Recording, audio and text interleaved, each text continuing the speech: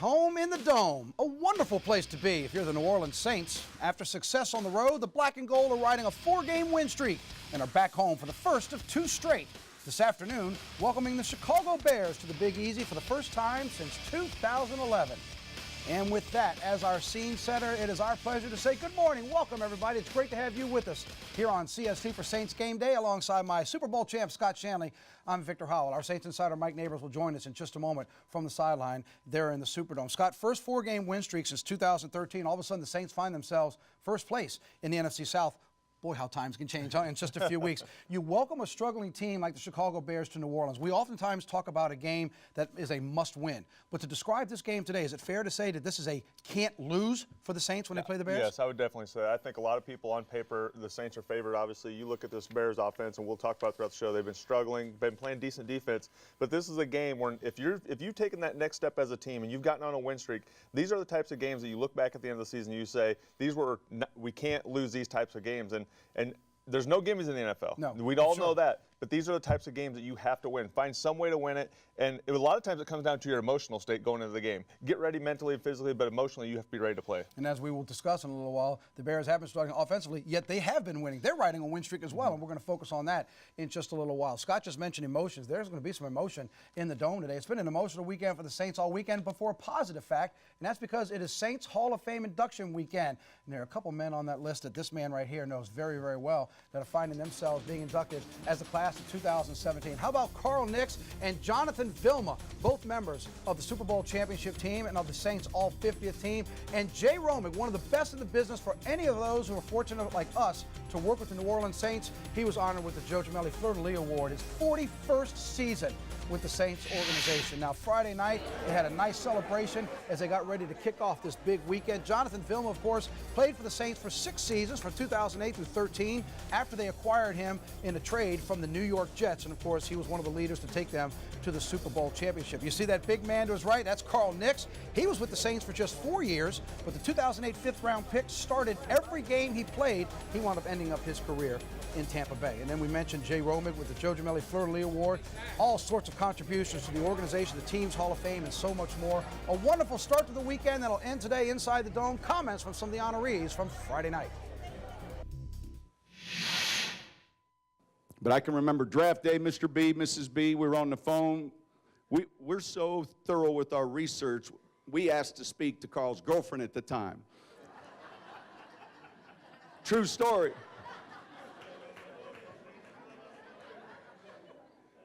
True story. She said the right things, we drafted you. But I'll tell you what, him having that conversation with me really humbled me, and I needed that. Put a big old bag of Dorito chip on my shoulder. And I didn't want nothing to do. My whole plan in life after that phone call was to prove every other team wrong. And I felt like without you, I wouldn't have been able to do that. That's real. Man, John Vilma, like it was yesterday, I can remember sitting with Mickey down at the Indianapolis Scouting Combine. The coaches were down there, Coach Vitt, and there was this excitement. You know, we were happy the Jets went to a 3-4 defense because we knew our vision for the player was that of a leader. We needed Breeze on defense, and we got that. These guys right here. We sat, and we ate dinner. And while it was actually like a lunch-ish dinner, and he was right, I ordered a lot. So when I'm there, they were talking to me, and it wasn't the talk of, hey, John, you know, we really like you as a player, etc. They said, John, you're going to be our captain. You're going to be our leader. Do you understand? Yes, Coach, I got you. Do you understand what that means? Yes, Coach. When you come on board, we expect that you lead the defense. Do you understand? Yes, Coach, I got you. Okay, enough said. And we had that meeting. I got on the flight. I called my agent praying that I didn't go to the Detroit Lions. And praying. And I didn't find out until after I landed that I got to the Saints. And when I officially was traded to the Saints, that's when I say I got my start, and I put the chip on my shoulder, and that's all she wrote from there. So I appreciate you guys for taking a chance, getting me to where I am. I know you have a little extra emotion watching that because those are your teammates, those are your coaches that you suited up with. As we mentioned, Carl Nix played every down as a Saint. And congratulations to him and to everybody inducted. But I want to just take a moment to get a thought from you. You've shared some of what Jonathan Vilma meant. And I saw a quote from Sean Payton early in the week when he said some team captains will get the defense into place maybe from 10 to like 4 or 5 different options. He said Vilma would go from 10 to 1 or 2. And I'm sure as a man who was on the defense and he led, that changes everything. Everything. And listen to Jonathan talk there and listen to them talk about bringing him in as a captain of our defense.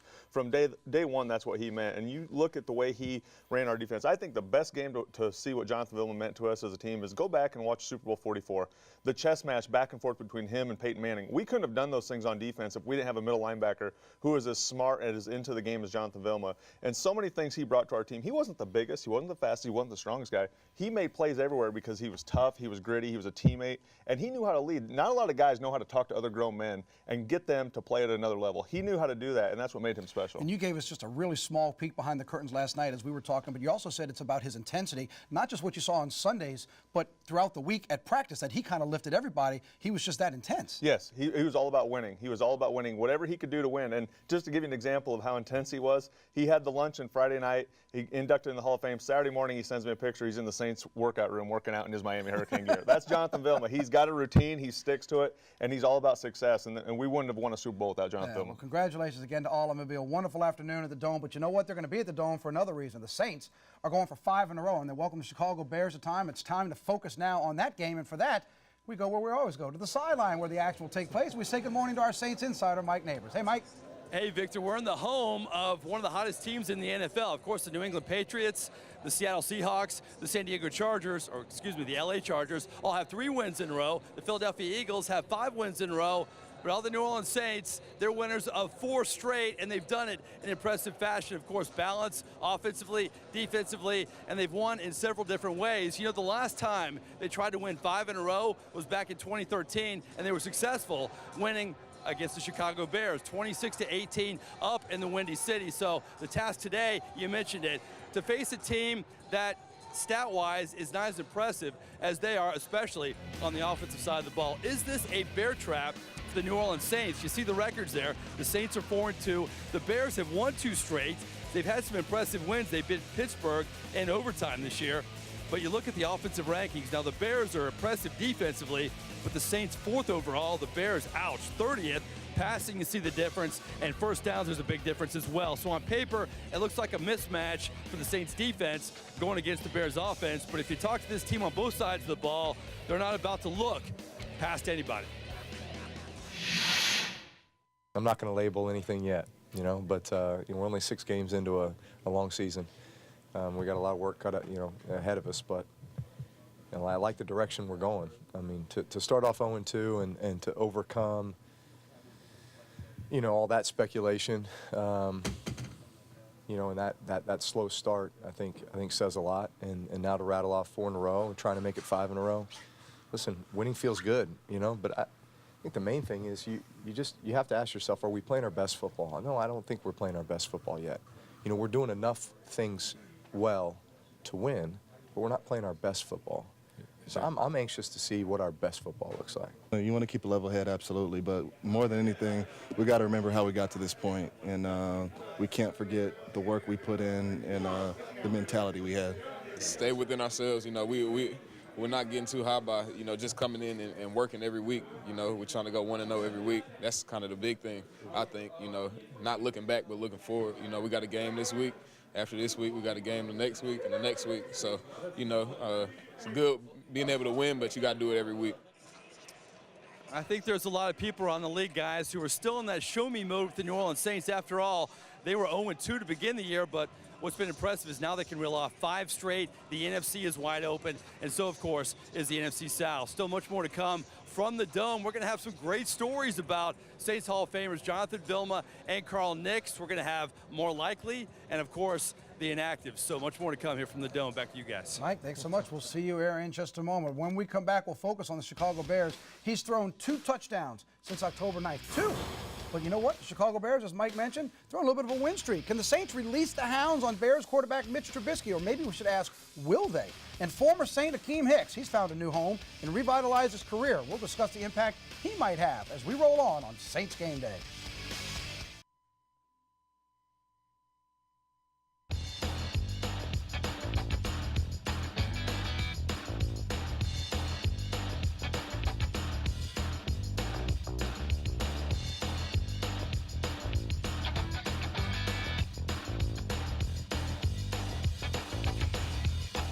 Those numbers tell you we don't really need to talk about the Chicago Bears offense a lot. We'll focus more on the defense. But let's start on the offensive side of the ball, and let's start at quarterback with Mitch Trubisky. 1 week ago, going into Green Bay, we talked about Aaron Rodgers being out, a young, new quarterback, not a lot of experience. Should the Saints get right at him? Should it be the same game plan today against Trubisky, who's moved into the starting lineup over the last few weeks? Yeah, no doubt. You definitely want to bring heat on these guys who are new to the league. They haven't even seen the plethora of defenses they're about to see over the course of their career. So the one thing, you can start by getting pressure on this guy by stopping the running game. We'll talk about that later. But this guy, he was drafted high, a lot higher than maybe a lot of people thought. He's come in. They don't ask a whole lot of him. They try to rely on their running game, but they play action pass, take some shots down the field. And he's won. I mean, since he's been in the starting lineup, numbers have not been impressive.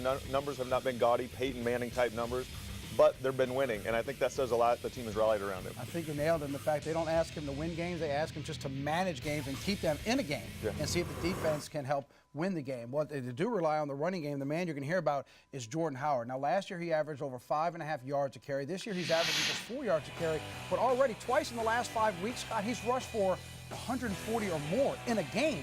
Now, the Saints have had their struggles against the run, so what do they need to do to keep this young man at bay? You have to stay in your gaps, and that's the one thing defensively. It's easier said than done, especially with this Bears offensive line. This Bears offensive line is a good offensive line. They have Josh Sitton, who's a good player for the Packers. They have Long, who's a good player. So they have the guys up front. And defensively, if your A gap is that's where you have to be. If you're supposed to be in the B gap, stay in those gaps, because this guy has the burst, the ability, the agility to get through those holes if you don't stay where you're supposed to on defense. 2 weeks ago, he ran for 140. Last week, I think it was about 65. But 4 weeks ago, he ran for 167. There are teams that want to get 167, and he went crazy with the rushing yards. So certainly that running game for Chicago's offense has been somewhat carrying the load. But as we saw with the numbers, it's been defense that is helping Chicago get to where they are right now and bring a little momentum with them to New Orleans. So let's start there, and let's start with a guy that Saints fans are going to be familiar with. I know you're familiar with him, Akeem Hicks. He's a former Saint that kind of got caught up in the house cleaning a couple of years ago. He's still pretty bitter about leaving New Orleans, but this year, Scott, he ranks in the top 10 in sacks and in tackles for loss. Akeem Hicks, I'm sure, is going to be one of those that has something to prove when he comes back today. This guy has special ability. And of all the trades that have happened over the years with Jimmy Graham to Sproles, all these different guys, this one shocked me almost more than anything because this guy, 6'6", 340, he's got nimble feet. He's one of the best defensive tackles in the league. If the Bears start winning some games, you're going to start hearing a lot more about him. But he's one of those guys, I remember as a veteran sitting around and talking about, this guy's a perennial Pro Bowler. He's got that type of talent, and he's really emerging as a leader in Chicago. As you mentioned, he had changed positions in New Orleans, and then things kind of went a little south between the relationships. He got moved to New England, now Chicago, and now he's got a resurgence, and you know it'll be one of those that Scott has mentioned before. You go face that former team, you have something to prove.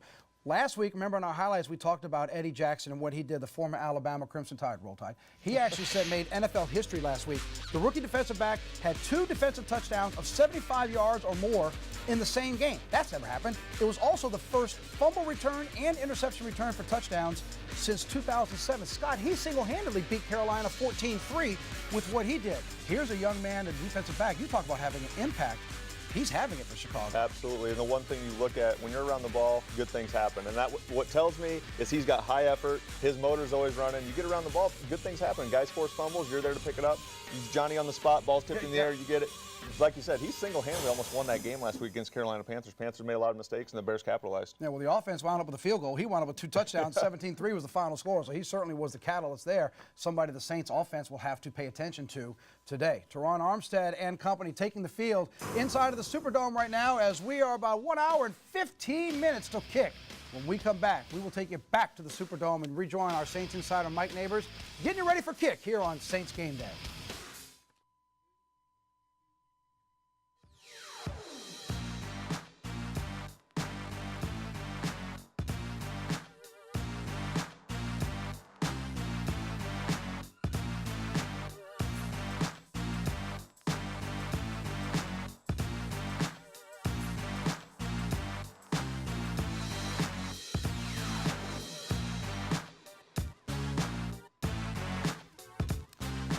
saw there on that graphic, the Saints have won the last 3 in a row. 2011 started that string, and 2011 was the last time the Bears were in the Superdome. But they are here today for a 12 noon kick. It's time to take you back to the sidelines and rejoin our Saints insider, Mike Neighbors. Mike, I know the inactives have just come out. Any names that stand out? Does it look pretty clean today? Well, offensive lineman Larry Warford is inactive. That's the biggest name. But the good news for the Saints, Teron Armstead and Willie Snead back active for this team. Of course, they've been banged up and limited at practice and set out games recently.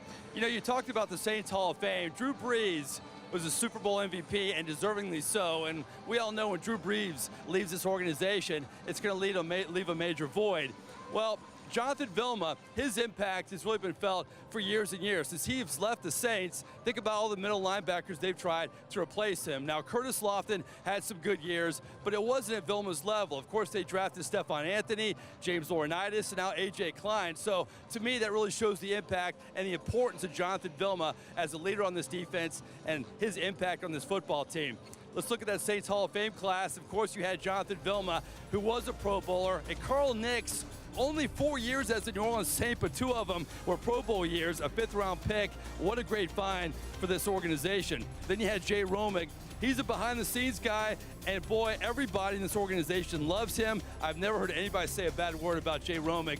Really gets a lot done that goes unnoticed. But the great thing about Hall of Fame weeks, guys, you bring back former players, you hear great stories.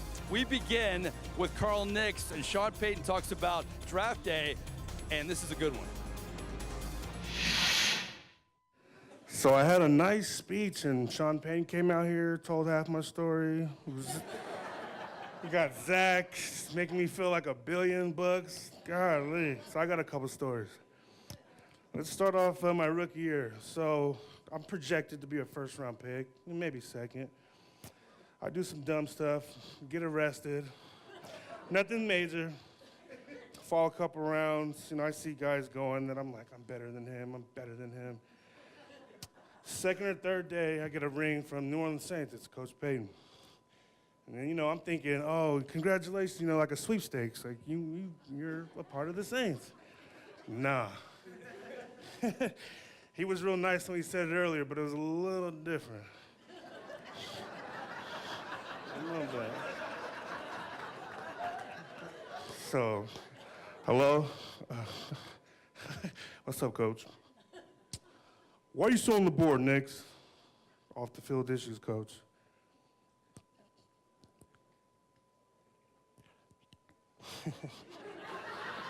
I can't use all the language I want to use that he used, but let's just say we're on the phone for about 30 hot minutes asking me about who I'm bringing, what kind of person I am, and I'm already angry because I fell to the 5th round. And then he's like, well, who are you bringing with you? You got a girlfriend, you got a wife? Put her on the phone. Babe, here. It's 15 minutes later. He said a whole bunch of stuff, but at the end, I'll never forget, congratulations, welcome to the Saints. And I hung up the phone, I was kind of, this isn't what I thought it was gonna be. Where's the confetti and the celebration? All the success that I had was we always shared in that. So when we won games, we went out together, we ate together, we had fun together. Like, everything was team. So there would be no way that I could sit here and celebrate this honor without honoring my teammates.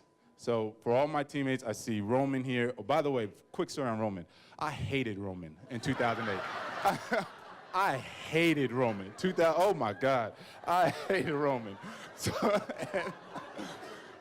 it was because Roman at the time was one of those really good players who didn't know what he didn't know. And, you know, we would try to talk and we try to make it work, and it just wasn't working. Like, oh, God. So it wasn't until the off season that we actually hung out. And he was like, hey, you're a pretty cool guy. Say, yeah, so are you. Yeah. Let's make this work. So that, you know, just got sidetracked there, but I hated Roman. But That's outstanding. To borrow a phrase from another Saints Hall of Famer, Jim Mora, you think you know, but you don't know. Who hates Roman Harper? More likely, not many people. Speaking of more likely, it's that time again, guys.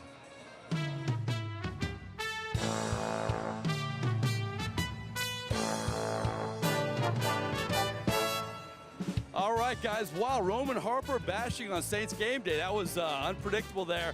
These are always unpredictable. 3 hypotheticals for our hosts in the show who don't see these questions. All right, guys, number 1, we go back to the Saints Hall of Fame. We go back to the defense of 2009 Super Bowl defense. More likely, who was the MVP of this defense? Jonathan Vilma, Darren Sharper, or Tracy Porter, who had so many big plays down the stretch? Wow, those are three really good ones, and they all meant different things to the team. Obviously, Tracy made a huge play in the playoffs. Darren Sharper, what he did for us coming in as a free agent, he made so many plays early in that season to help us start off 13-0 and get us a #1 seed and a first-round bye. I would have to say what Sharper did for us all season. I think Sharper, you can't get caught up in the moment with Porter, but everything you've always shared with me about Velma and what he did, and then you just mentioned at the top of the program the chess match between him and Peyton Manning and the other side. Good pick, but I'll go with Vilma. I know that seems like the obvious one, Mike. It's Hall of Fame weekend, but Scott tells me stories all the time. It was Vilma that had everybody where they needed to be, so I'll go with the newest Hall of Fame member for the Saints. Stanley, I got an honorable mention for you. I'm there for you. Honorable mention on that one. All right, more likely, your most valuable Saints rookie so far, Alvin Kamara, Marshawn Lattimore, or the versatile Ryan Ramczyk, guys? Linemen get no love. I think he's had an outstanding year, but I think what Kamara does in this offense, there's no better fit in the NFL than what he does in a Sean Payton offense. I'm going to go with Kamara. He's been a great balance for Mark Ingram. I'm going with Lattimore. What he's been able to do as a rookie season and the impact. Yes, the defense has had its issues against the run oftentimes, but against the pass, they've completely changed what they've been doing, and he's been a big reason why. To have that impact on the defensive side, I'll go with Lattimore. I agree.